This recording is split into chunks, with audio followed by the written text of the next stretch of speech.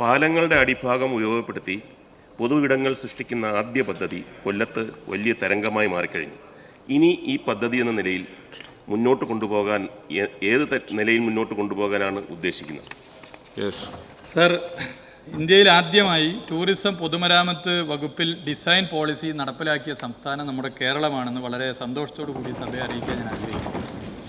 അതിൻ്റെ ഭാഗമായി വിദേശ രാജ്യങ്ങളൊക്കെ ഉള്ളതുപോലെ പാലങ്ങളെ ഒരു ടൂറിസ്റ്റ് കേന്ദ്രമാക്കി മാറ്റുക. രണ്ട് നിലയിലാണ്. ഒന്ന് ദീപാലങ്കൃതമായ പാലങ്ങൾ, കോഴിക്കോട് ഫറോക്ക് പാലം മുതൽ തിരുവനന്തപുരം, ആലപ്പുഴ ജില്ലകളിലെ പാലങ്ങൾ അങ്ങനെ ദീപാലങ്കൃതമാക്കി മാറ്റി അതിപ്പോൾ ഒരു ടൂറിസ്റ്റ് കേന്ദ്രമായി മാറിക്കൊണ്ടിരിക്കുകയാണ്. ആയിരക്കണക്കിന് ആളുകളാണ് ദൈനംദിനം ആ പാലങ്ങളിൽ വരുന്നു, സെൽഫി പോയിന്ന് ഫോട്ടോ എടുക്കുന്നു, അവിടെയുള്ള സ്ഥലങ്ങളിൽ ഇരിക്കുന്നു. അവിടെ വലിയ നിലയിൽ പ്രാദേശികമായ കച്ചവടം ഒക്കെ തന്നെ വർദ്ധിച്ചു വരുന്ന സ്ഥിതി.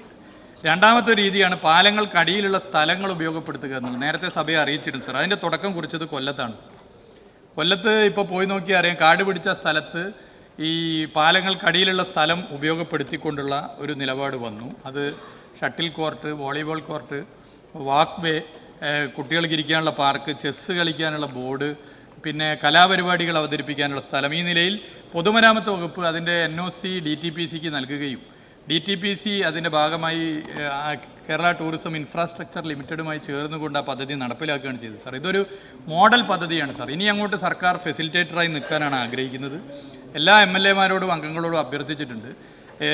മണ്ഡലത്തിൽ ഇത്തരത്തിലുള്ള സ്ഥലങ്ങളുണ്ടെങ്കിൽ പൊതുമരാമത്ത് വകുപ്പിൻ്റെ പാലങ്ങളാണെങ്കിൽ ഒരു സംശയമില്ലാതെ അതിന് നോ ഒബ്ജക്ഷൻ സർട്ടിഫിക്കറ്റ് നൽകാൻ PWD തയ്യാറാണ് എന്നുള്ളത് സഭയെ അറിയിക്കാൻ ഞാൻ ആഗ്രഹിക്കുന്നു. അതിൽ നമുക്ക് ഗവൺമെൻറ് ഒരു ഫെസിലിറ്റേറ്ററായിട്ടാണ് നിൽക്കാൻ ഉദ്ദേശിക്കുന്നത്. സഹകരണ സ്ഥാപനങ്ങൾ, സ്വകാര്യ സ്ഥാപനങ്ങൾ, സ്വകാര്യ വ്യക്തികൾ, പൊതുമേഖലാ സ്ഥാപനങ്ങൾ, മറ്റ് ഫണ്ടുകളൊക്കെ തന്നെ ഉപയോഗിച്ചുകൊണ്ട് അത് മുന്നോട്ട് പോകാം. MLA മാർ അതിന് നേതൃത്വപരമായ പങ്ക് വഹിക്കണം. ഇന്നത്തെ കാലത്ത് ലഹരിക്കെതിരെയുള്ള പോരാട്ടത്തിൽ നിരവധി പ്രതിരോധങ്ങളിൽ ഒരു പ്രതിരോധം കൂടിയായി പൊതു ഇടങ്ങളെ വർദ്ധിപ്പിക്കുക എന്നുള്ള കാഴ്ചപ്പാടിന് കൂടി ഇത് ഉപകരിക്കും.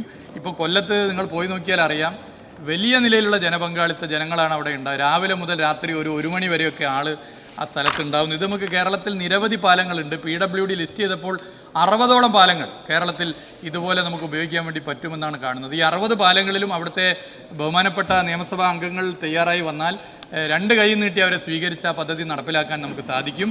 അതിന് അധിക സമയം വേണ്ട സാർ. ഒരു 3-4 മാസം കൊണ്ട് തന്നെ നമുക്ക് ഈ പദ്ധതികൾ യാഥാർത്ഥ്യമാക്കാനാകും. ഇപ്പോൾ തന്നെ 12 MLA മാർ, 12 ബഹുമാനപ്പെട്ട അംഗങ്ങൾ ഇതുമായി ബന്ധപ്പെട്ട് കത്ത് നൽകിയിട്ടുണ്ട് എന്നുള്ളതും സഭയെ ഞാൻ അറിയിക്കാൻ ആഗ്രഹിക്കുന്നു.